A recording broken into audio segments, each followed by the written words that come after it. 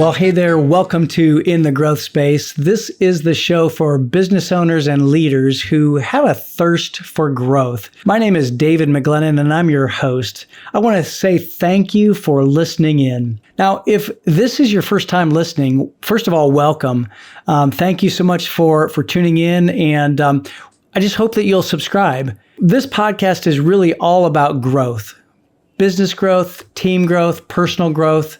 And on this episode, do you ever feel like pulling the emergency brake on your life or your career, but you're afraid of the results?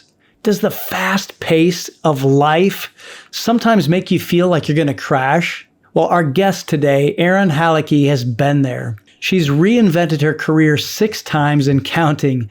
She's worked in Silicon Valley. She's been a startup entrepreneur. She's taught yoga. She's provided transformational coaching to career women. And through it all, she's discovered that each time you feel a crash coming on, it's not happening to you, but rather it's happening for you.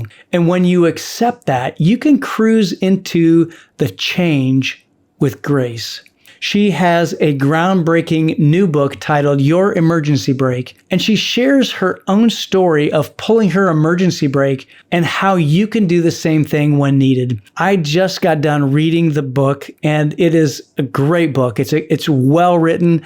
She tells some great stories. She's very vulnerable in this book. And let me tell you just a little bit about who Erin Halecki is. First of all, she is, as I said earlier, an ex-Silicon Valley corporate ladder climber, and she's turned spiritual entrepreneur. She's on a mission to bridge the gap between consciousness and capitalism. She's a transformational coach that creates powerful and lasting shifts for her clients through a variety of modalities, programs, and events. She's smart. She's got her MBA from University of California, Davis, and she's in tune with her spiritual side. She's a yoga teacher, and she's also my friend. So I want to welcome Erin to the show, and let's get into this conversation about her book, Pulling Your Emergency Brake. This is a great conversation, and one in which I think there are a lot of people right now needing to hear. So let's get into that conversation.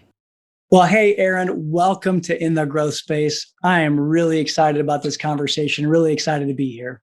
Yeah, I am too. I always enjoy chatting with you. You are just a really big inspiration for me. So thank you for having me here. Oh, gosh, it's my pleasure. So I know that you just wrote a book, your first book, and I'm almost done with it. It's amazing. And it really caught my attention because it really touches on a subject that I believe a lot of leaders and a lot of people in today's world need. And so the title of the book is, Your Emergency Brake. And I guess the first thing I'd like to start off with is like, how did you get that idea, the emergency brake and like pulling your emergency brake? Yeah, excellent question. I think that there's kind of like part marketing and then also part, wow, this really fits exactly what happens when you pull an emergency brake. So the visual for me is like back in the dark ages when cars actually had like hand brakes, right? Right. So that idea of being able to switch something's momentum with a lever.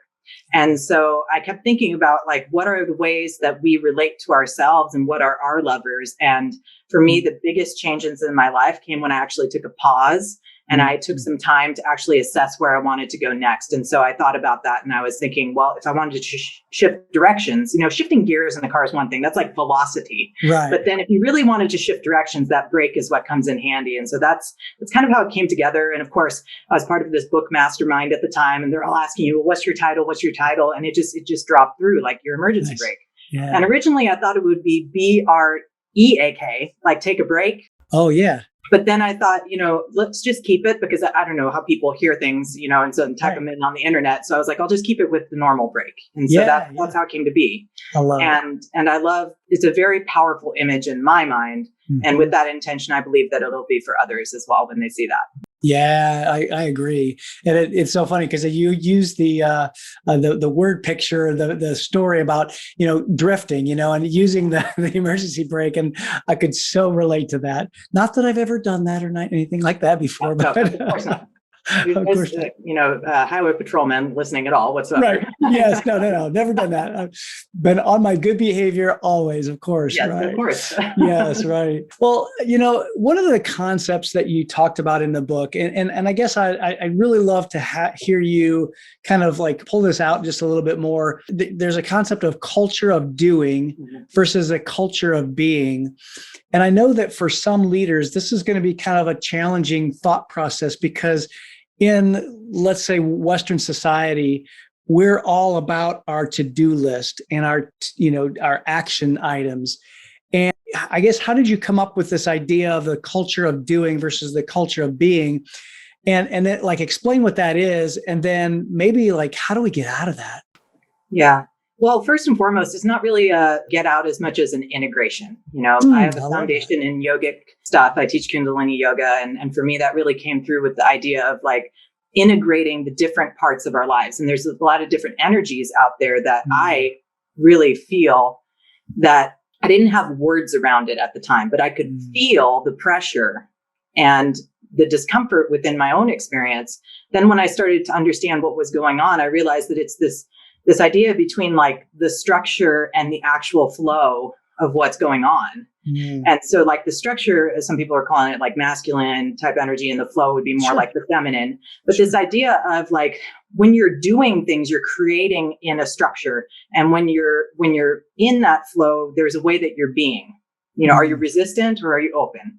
And what I realized about myself was that in my experience, I realized that when I was doing, I was running myself out energetically. I didn't even understand what was happening at the time. I just was feeling unfulfilled. Right. And what I realized was missing was like, how was I being with the flow of what I was creating? So to me, it's like this integration piece where there is a spot that we can reach. And the spoiler alert is it's not a one-shot deal. Like you get to experience things in order to build that wisdom that you can know the difference between what works for you and what doesn't.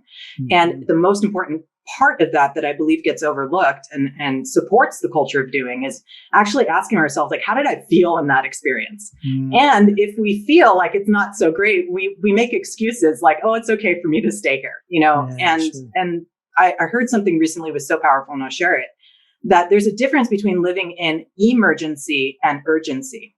Oh, interesting. And what I liked about this was that when you're living in emergency, it's not that everything's blowing up around you. It's actually you're stockpiling things like, well, I'll get to that later. I'll do that later. And what that does is it builds up a future emergency. So you're living in a way of like, you're not acknowledging what is happening. And then it gets to a point where like, God, I wish that I would have spent time with my spouse so that they didn't cheat on me. God, I wish that I would have spent time with my kid because now they really have this terrible story they've created about how I showed up as a parent, whatever it might be. And so many of us get stuck in this, and I believe relate to different elements of this.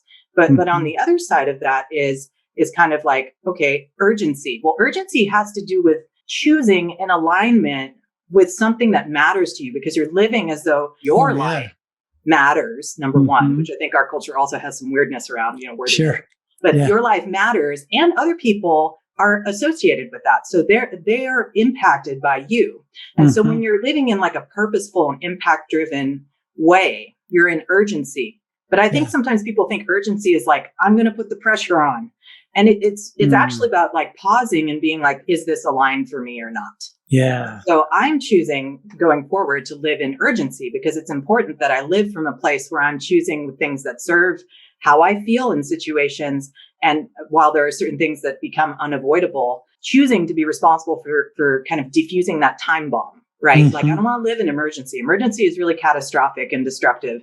And the same thing applies to organizations. The more that they're not dealing with whatever elephants in the room. And that, to me, you asked it, how did it come to be? But, when we're really young, we're put in school and we're told to create things. And then we are judged and valued based on, what we're creating and what we do. And so it's really deeply ingrained. And I put that in the book at the very beginning, like, why do we need to be so special? What is the specialness of the doing? And what does it really get us in the end if in the end we've been doing, creating this structure that in the inside is hollow. And that's where that beingness of like, how do I actually feel while I'm doing this matters? You tell kids, play this instrument or do that sport. And then, at the end, it's like, did they really have a fun time, or were they just doing it because they knew that would like not invoke the wrath of the parent or whoever? Right. Yeah. Yeah. It's interesting because as you were sharing that, one of the things that came to my mind was our culture today is a lot of this go, go, go, go, go, and be involved in all of these different activities. I think of, kids today, they're in soccer and they're in swimming and they're, going from this practice to that recital and that rehearsal and this and that. And I think that we have to pause and ask ourselves why we're doing those things. And I think that what I'm getting from your book is just the power of pausing, the power of stopping and really being thoughtful and intentional about the alignment of our lives, our work, and everything that we're doing, because you use that word alignment. And I love that, because if we're not aligned with our work, then we're not going to be fulfilled. And I just think that that's so important. And that's really one of the reasons why I wanted to have you on, because I think this is such an important and powerful concept for leaders to grab hold of, that it's not all about doing. It's really about being. Yeah, well, I can tell you lots of horror stories because I grew up in Silicon Valley. I mean, this is like the place where a lot of innovation spurs, and all the big names, the Apples, the Googles, Cisco's, Oracle, all these huge companies, right? Twitter, Uber, all of it, right? And what I found was that busyness. It's almost like business and busyness. It's like, right. A lot of noise, a lot of things going on. And then there was this kind of like subconscious rat race going on, like, well, I'm going to outdo you to outdo you to outdo you. And it's like, to what effect, right? Always asking that question of myself, like, why did I not fit in that environment? What was really like the friction that I was running up against? But the funny part is that when you're in it, you can't see clearly. You cannot see clearly, but you can feel. And what I was feeling was this tremendous discomfort with certain things that were happening, whether it was like tone at the top, kind of toxic culture work environment, or the idea that there was a lack of integrity within the ranks, my colleagues and coworkers, this idea that like, well, it's good enough, so I'm just going to leave it here and I'm not going to go farther, or I'm not going to be honest about the situation just to save face. And all that time, this is what I mean, I didn't have words on it, but that's the integrity that was missing for me, because my authentic self was like, something's not right here, but I couldn't quite detach myself from the material of like, in the Silicon Valley area, you need a lot of money to survive. Right. I mean, you need at least like 125K at least a couple of years ago as a single person to survive. It was like, that's pressure. That's a lot of pressure. Yeah. But what I found was that I would go places and my escapism was travel, and I'd be up there for like 2 weeks, wherever I'd go, or maybe just a couple of days, and notice a change. And it was subtle. And that's the reason that the pause is so important, because you can miss it. Yeah. You can really miss these little like telltale signs that something's not right if you're so much in what you described, like, well, on to the next and on to this and on to that. And when people think about things like self-worth, it's like they don't even think they're worth 30 minutes of pausing during the day to meditate or to exercise or to whatever. So there is a larger implication of this. It's not just in the doing of the work, but it's also in doing things for ourselves that would allow us to be better people. Yeah. And in Silicon Valley, right, I came down to, I live in San Diego, by the way, that's the context. Yeah. Every time I came down here, I noticed something that like I had this space and all of a sudden it was quiet. And I kept thinking, I need to be down there. Something's calling me here. And the first 6 months I lived down here, it really opened up for me that like, I didn't need to be sitting in back-to-back traffic. I didn't need to be driving to all sorts of places. I could actually focus on connecting with other human beings, because here I was in a new place needing that, right? Networking or whatever. And so it gave me this time to really figure out, who was I in these situations? Yeah. I love that. And you also, you've talked a little bit today about, and you share this in your book too, about just being aware of our energy and how we use our energy. And it's something that I believe is, it's really our only renewable resource, really, honestly, is our energy. And so how do we become aware of that? How do we become aware of how we're using our energy And then, as you say in the book, put that emergency brake on so that we can make some changes if we need to. Yeah. So the idea with the energy is, historically humans have been evolving with this thing called a nervous system. It's kind of designed to keep us safe. And I talk about this in the book that you have to develop different relationships with parts of your human beingness. They don't call it human doingness for a reason. There's a beingness to this. And so if your nervous system is charged up to the effect of fight, flight, freeze, right? You're in a response pattern. You're not in a resting pattern. Then that really is hard to sustain over a long time. And that's why people are in states of inflammation and stress. The idea of dis-ease is not in a comfortable state. You're in a nervous system response state. And when I think about things like yoga, I used to think it was such a joke. I was like, well, I'm not going to be some little, boho string bean and the Lululemon and whatever. I was like, that's not me. But I realized as soon as I started practicing it, that it's so much more. There's a lot more getting in tune with who you are. The gateways to that are breath work and focused intention and posture and even mantra, whether you're saying it, speaking it, or chanting it, super powerful because it's activating within the innate intelligence of your body to regulate the nervous system. So when I realized that there was something that I could do that would allow me to be better, and for each person it'll be different. Maybe it's dancing, maybe it's just taking a walk outside in nature, but there are different ways to kind of temper down the resistance in our nervous system that would open up that contemplative or restful space for us to actually feel what we're feeling. Because if we're going, or if we're in that triggered response, there will be no actual processing. Yeah. People talk a lot about PTSD, and I just want to make one plug here.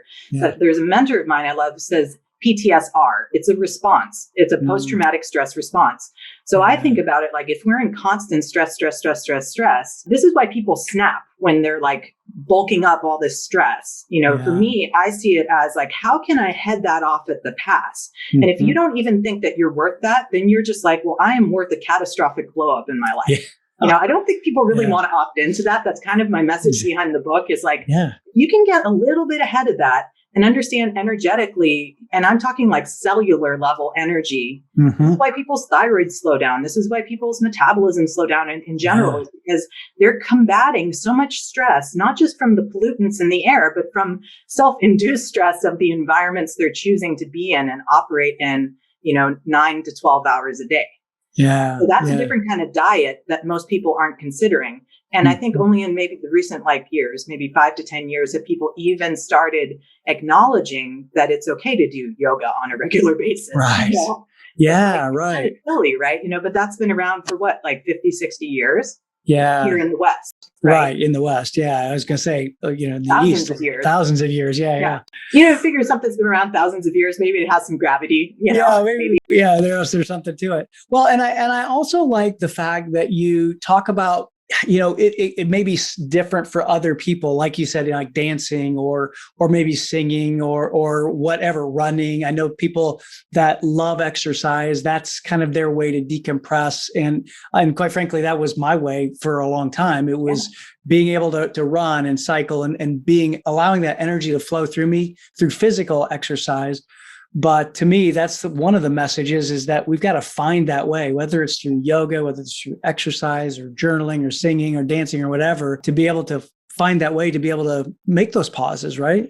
Yeah, absolutely. And I used to do a lot of endurance events. I was a triathlete for a period of time. And I know we've talked about this in other things we've talked about. But for me, it became this thing of, to what effect? Am I doing it because I'm treating myself well, or am I doing it because I think I need to? And I think that that's a good distinction, especially with exercise, because what I found was that, yes, exercise took me a little bit away from whatever I was avoiding, but it didn't really get me too much from here into here. Yeah, that's a good point. In order to do that for myself, I found that it needed to be something a little bit more you think about COVID. COVID's a great example. Yeah. A lot of us were forced to be at home or to be in certain situations that we may have otherwise been avoiding, like being alone with yourself.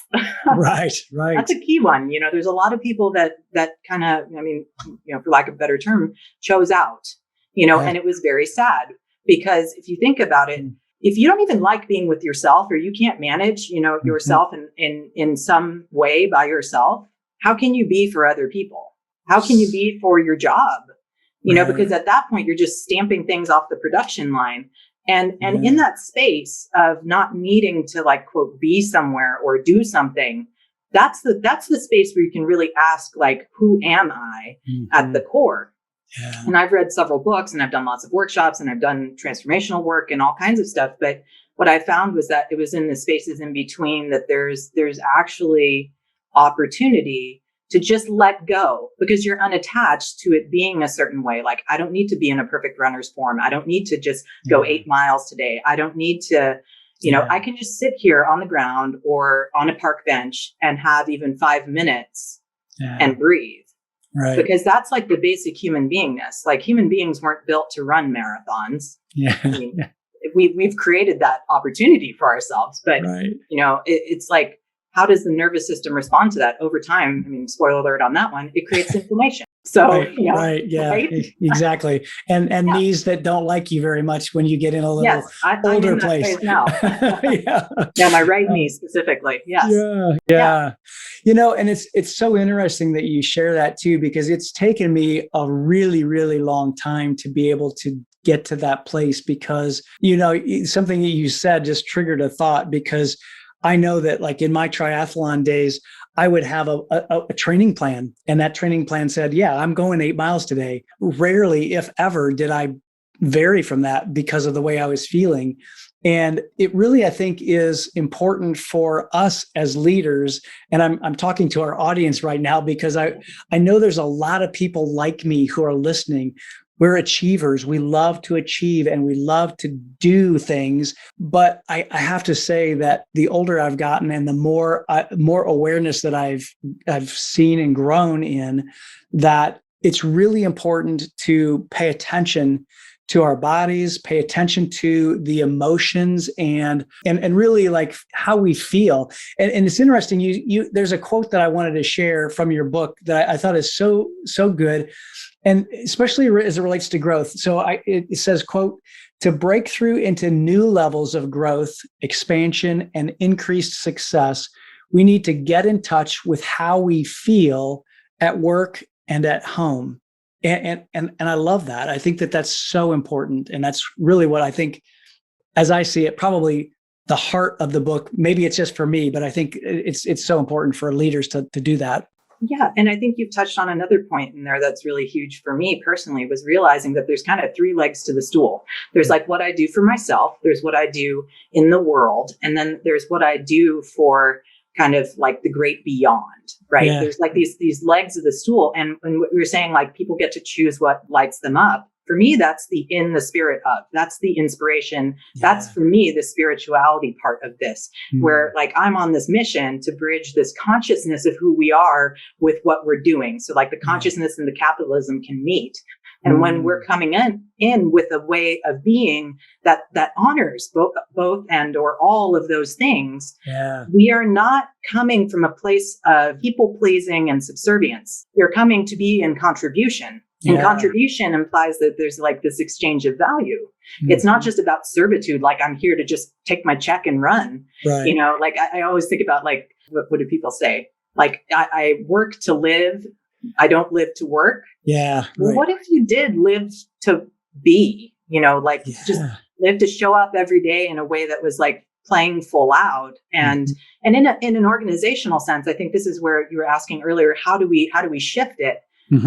There needs to be this crossing of the fear threshold of showing up that way as okay. There's not a psychological safety established in mass enough, although there is movement, where people are starting to be, like my boss used to call it, showing up in the well-lit room and, being okay with it. Yeah. People don't want to shine lights on the dark places of like jealousy or envy, or especially communications, like managing expectations. That's a big thing. You always talk about like the speak straight conversation. I love that. Yeah, like my favorite thing you talk about, because those have been some of the most powerful conversations I've had professionally. And they are like few and far between. Yeah. So what would it look like if we started taking that risk to start creating the evidence that we can do those things, like be honest, be authentic, and not die, Because based on whatever our trauma is, that we keep attracting into our life from like age 8 until wherever you are on the scale. Yeah. It's like there's going to be a response that you have to heading in that direction. Like, well, that's the story I've created, that when I go there, this happens. But to create something new, you need to be able to be like, up until now, that's what's happened. And I'm choosing to cross. And then you gather, a new experience. Without that experience of something beyond what you know, and that's what that's the growth space, right? That's the growth mindset. So leaders talk a lot about this, and I hear a lot of talking, but I don't see a lot of walking. And so that's my stand, is to be like, I'm going to walk this way, and I realize it's going upstream. Like I totally I know that. Yep. But for me, it's worth it because I sacrificed all that inside of me that was just like so hollow and dead. And now to know the vibrancy and the joy that it brings, to really know that people can trust, they can contribute at higher levels. It's like, who wouldn't want that in their organization? Productivity goes up, profits go up, customers are happy. It's not just like da-dun, da-dun, da-dun, da-dun. Yeah, exactly. Gosh, Erin, you have just opened up a whole topic I think is so important for business leaders, business owners to really recognize. And that is that when they can help their people really come alive at work and be fulfilled and be in alignment with their true purpose, that contributes to the bottom line growth of the organization. And that bottom line growth is really all about being able to continue to up level and play that infinite game that Simon Sinek talks about, and continuing to play, because profit is not a bad word. It's a thing that we need to be able to keep fueling our next levels and really to succeed in fulfilling our mission. So there's so much that you said there was so good. The one thing that I wanted to come back to for a second is, and this was a quote, and I pulled this out because I wanted to go here. The quote is, the possibility of massive awareness and awakening usually lies beyond our comfort zone. It's funny that we have to leave our comfort zone to find self-awareness. And, I love that. I talk to our emerging leader group all the time about getting outside of your comfort zone. And it sounds great. And when you see these little memes, get outside of your comfort zone, life begins outside of your comfort zone. It's true, but it sucks. I mean, it's not fun, right? It's not pleasant. Yeah, it's definitely uncomfortable for sure. I always think about, there's a great little clip of David Bowie talking about this. He's like, you got to swim out far enough where your feet barely touch the ground and you're still not far enough. You need to go just a little farther, because you need to be able to feel like you're not in control. And the only way that like you can surrender that is if you trust yourself, which is another foundation in the book that I propose, is that, a lot of the faith that we're building in our lifetime is the faith we have in us to survive or to thrive. Right. And if we don't even believe it's possible for us to go beyond that zone, we'll never go, so you need to throw pennies in the wishing well every once in a while and just see kind of how it lands. And the wishing well is okay. Like, that's another thing I talk about, is the idea that a lot of us don't imagine the future, like now, because if we're not imagining it now, there's a good chance that it might never be, because we'll be really comfortable where we're at. Right. And we're only think within our box and not outside of it. Yeah. What are some things that, either practices that you can suggest or things that leaders who are listening can do to get outside of their comfort zone and really gain that self-awareness? Are there, a couple of things that you can bring to the conversation? Yeah, at least 2 things. The first thing is powerfully ask for feedback and be really focused and intentional to receive it without exposing a triggered response. Meaning like, practice being neutral in the exchange of feedback. And it's great to give it. I think a lot of us love to give feedback, especially negative feedback. It's always, because what it does is it bolsters the sense of ego that keeps us safe, right? Yeah. So really allow yourself to be vulnerable and ask your team or teams for honest feedback. Now, there are a lot of, mechanisms out there and tools and quizzes and whatever, but this needs to be like a one-on-one type of conversation where they can see that you're safe and experience you in a safe way, that they can openly, honestly share and be curious. Ask them, that's interesting. I would like to know more about that. Tell me more. So it doesn't need to be like emotionally charged. It could be an inquiry and see how you relate in that space. And if stuff comes up for you, this is the second piece, is realize that there are some positive things to stuff like shadow work, because it is not so much to discover all the grungies, but sometimes to recognize that there's this human potential zone that we may be like denying the existence of, but we have it within ourselves somewhere, even if it may not be active. And this idea of like, you know, whoever triggers you the most, they're a great reflection of something that you're just really uncomfortable with, or that you don't want to accept about yourself. And in that space, you can actually come to peace with the fact that it's okay to have whatever that is. And it over time, it's not instantaneous, but over time, it will start to lessen the charge because you're aware of what's going on. So these are two ways to powerfully start to shift your awareness and your reactions to things, like very powerfully, right? Yeah. Feedback, and then just noticing how you feel in certain people's presence and what triggers you. Yeah, that's so good, Erin. I think that's so important. And I think it's two very practical ways that we as leaders can begin to put this into practice and really be intentional with getting outside of our comfort zone and being able to become aware. So yeah, thank you for sharing that. That's awesome. Well, I know that we're getting close to the end of our time together. What else haven't we talked about that you'd like to share with the audience to, and I'm gonna ask you to make sure that we know how to get in contact with you and connect with you. But what about anything in the book that we haven't touched on that you really want to make sure that the listeners get, so that we can really feel like this has been a complete conversation? I feel like we've touched in on a lot of things, but I just want to round out maybe with what we were just talking about, different relationships we get to develop. And so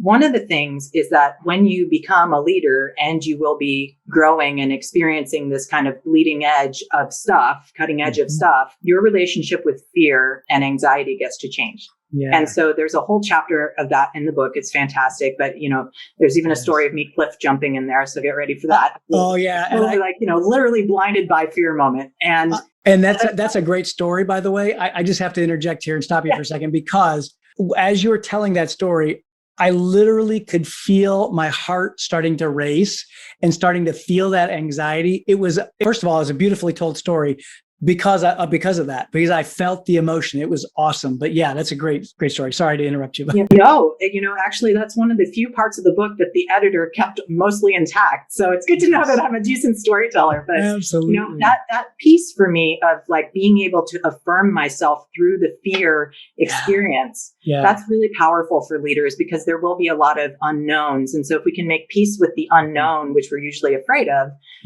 or, you know, anxious about. People don't like the word fear, whatever, you know. Sure. And there's my people pleaser, right? Right. That's the idea of like, can you really develop new relationships with your body? Can you develop new relationships with your reactions?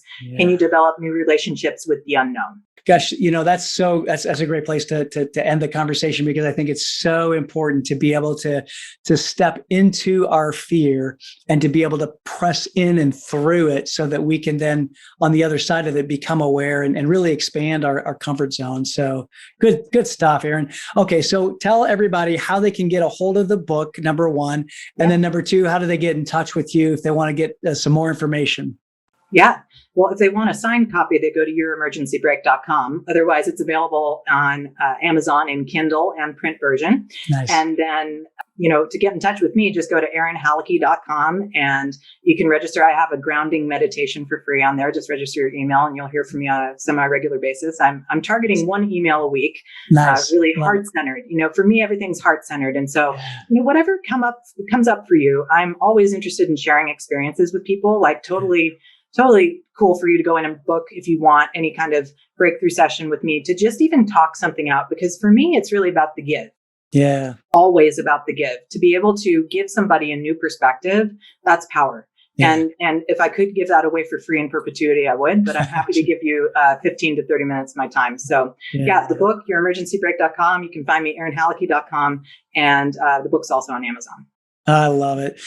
Erin, thank you so much for the gift of your time. I'm so appreciative. And thanks again, too, just for your friendship. I know that we've gotten to know each other over, I don't know, I guess it's been a couple of years now, because I was on your summit at one point. And so I'm just really grateful for that and grateful for the relationship. And congratulations on the book. Well done. Well done. Thank you. Yeah, no, really appreciate it. It really was it was a moment for me when I hit bestseller in like 7 out of 8 categories, like number 1 too, not That's just awesome. like on the list. And I'm thinking to myself, like, gosh, something in me has shifted now to create this kind of result in my life. And for me, it's about sharing, like, what is that like for each person? And so that's my hope with this book. It's my hope with conversations like this. So thank you so much for having me here. And to the audience, thanks for listening. My pleasure. Thank you. Well, I hope that you enjoyed that conversation as much as I did. Erin is just really an amazing writer, and she's an amazing coach as well. And a couple of the things that I got from the conversation were just this idea of the culture of doing versus a culture of being, and really being able to integrate all of the parts of our lives. The other thing that I thought was really important, especially as it comes to growth for many leaders, and I will absolutely say that this is probably more specifically to the male leaders who are listening, and that is this area of getting in touch with our feelings, getting in touch with our emotions and the energy that's in motion within us. I think that that's an area that is an area of growth for all of us. I know that it has been for me, and I know that this has been an area that I've had to work on in my growth journey. The other thing that she said I really thought was important is the difference between living in urgency or living in emergency. And the fact that urgency means that we're living in alignment with our intentionality and we want to make an impact. And that emergency is just we're doing. We're just trying to get things done fast. And I think the urgency component is really important for us as leaders to be able to be urgent and in alignment with our mission and our vision and our values. And so I just want to ask you, do you need to take a pause? Do you need to pull your own emergency brake? Are you choosing to stay in constant stress?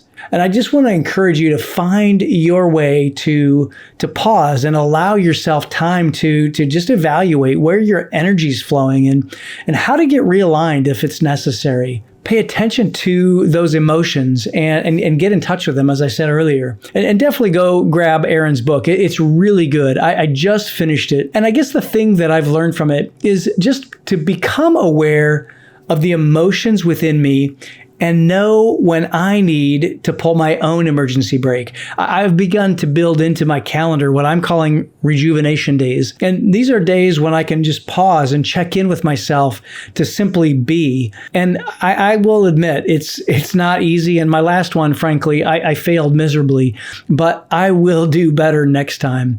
So go out to youremergencybrake.com and pick up your copy of the book. It's really good, and I know that you'll gain a lot from it. And if you want to get in touch with Erin, it's erinhalicki.com, and that's ArinHalicki.com, and get in touch with her there through her website. I will definitely make sure that that is in the show notes so you can pick that up there. But make sure that you share the episode with somebody that came to mind as you were listening. Whoever needs to hear this message, if you ask yourself who needs to hear this message, share it with that person that comes up for you. And of course, subscribe, rate, and review the podcast so that we can reach more leaders and more business owners who really understand the power of growth for their teams, themselves, and their companies. So until next time, stay in that growth space and be well.